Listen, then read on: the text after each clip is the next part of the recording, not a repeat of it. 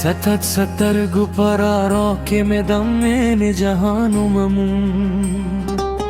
ستا پخو خبرو کې مې د زړه سکون پیدا کړ. چې ته مسکن شې نو زما د ژوند هر غم ختم شي.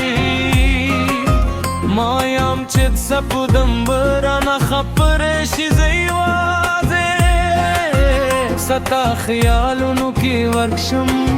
ستا د عشق په لارو کې مې خپل زری درک دی.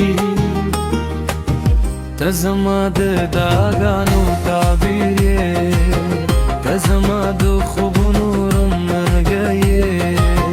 ستا بېلتون لکه اور زما سینه سوځوي. راشه چې بیا د باران په شپو کې یو ځای د محبت سندرې وایم.